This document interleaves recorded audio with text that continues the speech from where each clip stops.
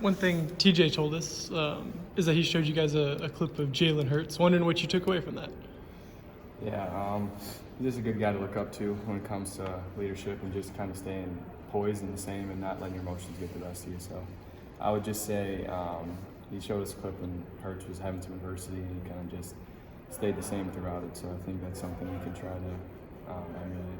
How much, I mean, you've played with all sorts of different coaches, I'm sure, throughout your basketball journey. Is TJ different in terms of his sideline mannerisms compared to almost anybody else you've ever seen? Yeah, I've played for a lot of coaches who have all been pretty poised, and he's intense in some ways, but when he's on the court with like the refs and everything, he's pretty stoic. So I've had the opportunity to play with coaches who none of them have really been too crazy, so that's been good. Not that you have won a Super Bowl, but you've obviously had some ups and downs this year. At UCF, you had a few shots, make a few big effort plays, diving on the floor for loose ball. How much do you feel like you kind of just rode the level of consistency and tried to remain poised throughout some of the struggles that you've experienced this year?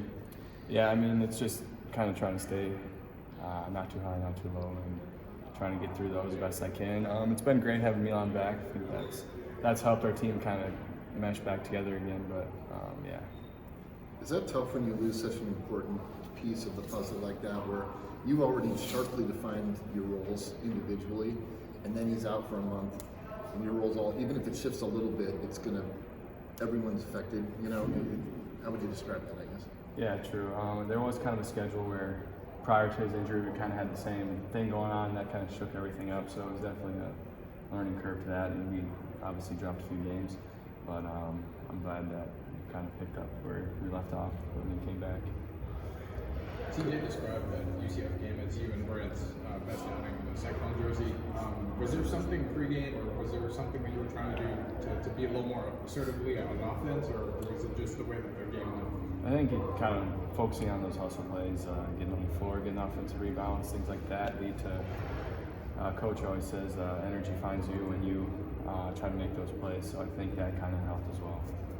I know it becomes kind of a cliche, or coach speak or whatever, you want to make plays for the other guys, but he highlighted some of the stuff Keyshawn did early, highlighted a play you made that resulted in a Keyshawn 3. When you guys watch back film of those plays, where you quote-unquote made a play that led to someone else having success, what's that a moment like when you're, you know, what's the enjoyment like when you see it? Yeah, I mean, it's also awesome to be the guy who makes that play that leads to someone else making it, and kind of, and then we watch it back in film, and you kind of realize that it's a 5-point swing or a 6-point swing, because if they get the ball, they could have scored. So just everybody's trying to make as many plays as